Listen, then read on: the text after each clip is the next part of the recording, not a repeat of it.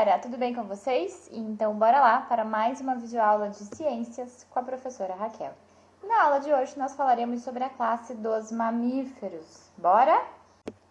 A classe dos mamíferos é a última na classificação dos vertebrados, da qual nós fazemos parte, né? É composta por uma grande variedade de espécies que se espalham por todos os ambientes do planeta, desde os polos até os trópicos, incluindo os ambientes aquáticos e até mesmo o aéreo.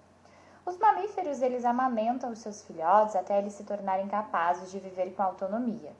O aleitamento representa uma grande vantagem evolutiva, pois significou o prolongamento da proteção aos filhotes, o que reduz a mortalidade deles. Agora, pessoal, as diferenças com relação às suas formas, posturas, os meios de locomoção, o formato do crânio, tipo de alimentação, comportamento e outras características levaram à necessidade de dividir melhor esses mamíferos, né? De agrupá-los em diferentes ordens, em diferentes grupos. É uma maneira melhor de a gente poder estudá-los, ok? Sendo assim, a partir de agora, a gente começa a trabalhar com as ordens dos mamíferos. Então, a primeira são os artiodáctilos, são mamíferos que se apoiam em cascos, e os cascos são unhas modificadas. Eles apresentam um número par de dedos, 2 ou 4. Como exemplo, nós temos o boi, o carneiro, o búfalo, a girafa, o camelo e o hipopótamo. Os carnívoros, eles têm caninos bem mais desenvolvidos que os demais dentes, e alguns podem ser onívoros, ou seja, têm uma alimentação bastante variada, se alimentam de carnes e também de frutos, sementes, folhas, ok? Como exemplo, nós temos o lobo, a lontra, urso, raposa, leão, onça. Os cetáceos são mamíferos aquáticos, suas narinas são deslocadas para a parte superior da cabeça, apresentam pelos apenas por um pequeno período após o nascimento. Como exemplo, nós temos o golfinho e o boto. Os edentados, eles apresentam dentes reduzidos e garras dianteiras bem longas, que são usadas para cavar ou para agarrar. Como exemplo, nós temos o tamanduá, o tatu e o bicho-preguiça. Agora, a ordem dos lagomorfos. São mamíferos herbívoros semelhantes aos roedores, porém a diferença é que eles apresentam 2 dentes incisivos a mais. Como exemplo, nós temos o coelho e a Os marsupiais são animais cujas fêmeas apresentam uma bolsa, chamada de marsúpio, onde os filhotes permanecem lá até completar o seu desenvolvimento. Como exemplo, nós temos o canguru, o coala e o gambá. Os monotremados são mamíferos ovíparos, ou seja, eles botam ovos e também apresentam bico. Eles são encontrados na Austrália, na Tasmânia e na Nova Zelândia. Como exemplo, nós podemos citar o ornitorrinco e a equidna. Agora, pessoal, se o ornitorrinco, por exemplo, então, ele é um animal ovíparo, por que será que ele não foi incluído no grupo das aves? Por que o ornitorrinco, então, ele não é uma ave, e sim um mamífero, mesmo botando os ovos? Porque, pessoal, ele possui glândulas mamárias, tá? Agora, os perissodáctilos. Eles apresentam números ímpares de dedos, tá? Então, nós temos como exemplo o cavalo, a zebra, a anta e o rinoceronte. Os primatas são mamíferos com membros longos, 5 dedos nas mãos e nos pés, que garantem melhor manuseio de objetos. Apresentam um corpo revestido com grande quantidade de pelos. Como exemplo, nós podemos citar os macacos, todas as espécies de macacos, os lêmures e, claro, nós, seres humanos. Os proboscídeos são mamíferos que apresentam o lábio superior e o nariz unidos em uma única estrutura. Então, nessa ordem fazem parte os elefantes, tá? Os elefantes africanos e os asiáticos. E os quirópteros, pessoal, são os únicos mamíferos voadores. Seus membros são transformados em asas. Nós estamos falando dos morcegos. Existem morcegos que se alimentam de frutas, de insetos, de sementes, de néctar ou do sangue. E agora os roedores. São mamíferos com 2 pares de dentes incisivos, como exemplos o rato, a capivara e a ariranha. E os sirênios são os mamíferos com nadadeiras e cauda larga. Podem ser encontrados em água salgada e água doce. Como exemplo, nós temos o peixe-boi, os manatis e os dugongos. Pessoal, vocês puderam observar que esse agrupamento dos animais, ele se baseia nas características diferentes que cada ordem apresenta, certo? Então, dessa maneira, a gente encontra ordens com grandes variedades de características. Porém, pessoal, apesar dessas características diferentes em cada grupo, né, em cada ordem, todos, de maneira geral, apresentam características comuns, pois todos são mamíferos. E quais seriam essas características incomuns que todos eles apresentam? Glândulas mamárias e pelos, tá? E novamente, pessoal, eles apresentam uma ampla distribuição no planeta graças à homeotermia.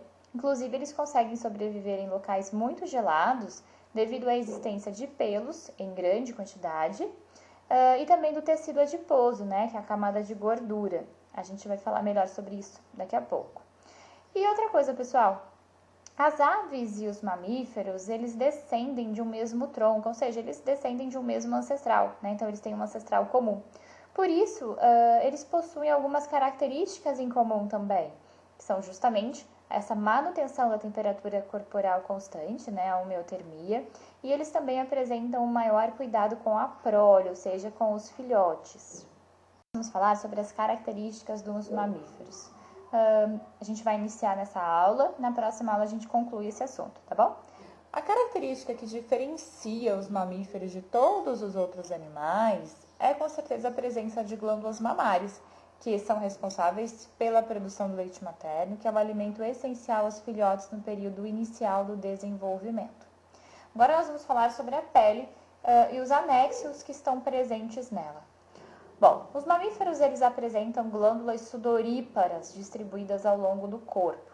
Glândulas sudoríparas são aquelas responsáveis pela eliminação do suor, tá? Elas têm a função de auxiliar a manutenção da temperatura corpórea. Outra estrutura importante no controle da temperatura é o chamado panículo adiposo, tá? É um tecido de gordura. Lembrem-se que os mamíferos, assim como as aves, são animais homeotérmicos. Existem vários fatores que contribuem para garantir a homeotermia. O panículo adiposo é um tecido então formado por uma grande quantidade de gordura que se acumula sobre a pele e cumpre a função de isolar os órgãos internos do frio intenso, além também de funcionar como um combustível de reserva.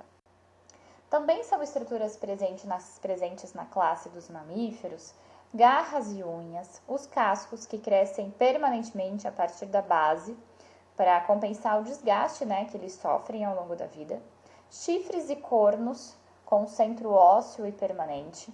O rinoceronte é uma exceção, porque o seu chifre é, na verdade, um emaranhado de pelos, tá, pessoal?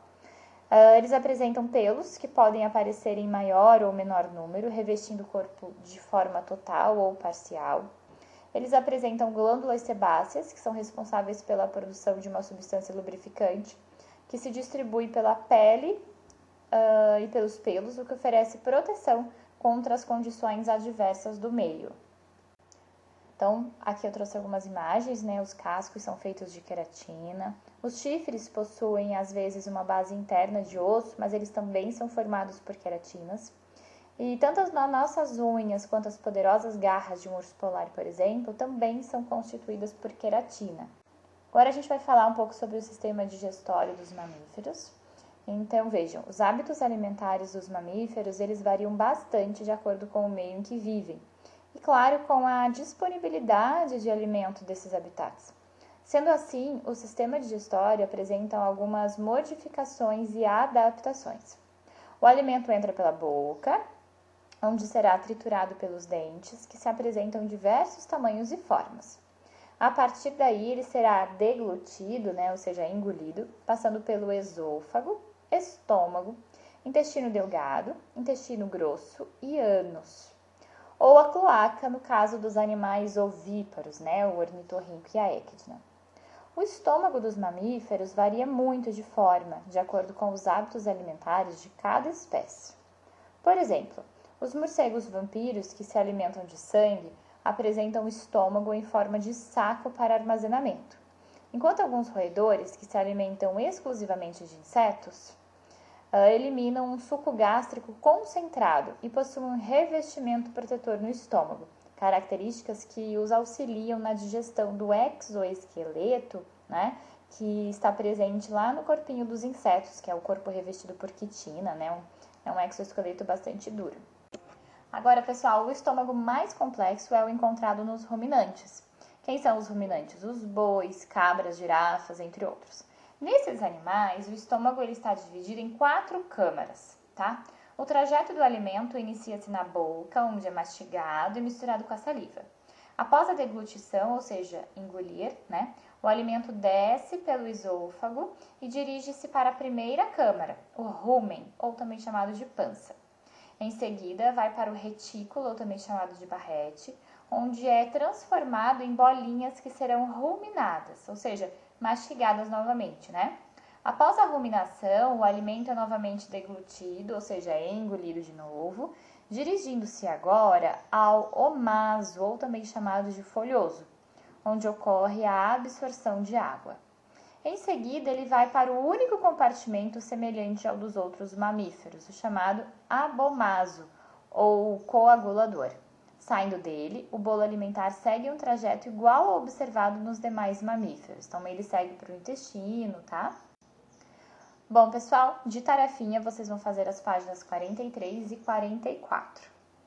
Sendo assim, ficaremos por aqui até o próximo vídeo. Tchau!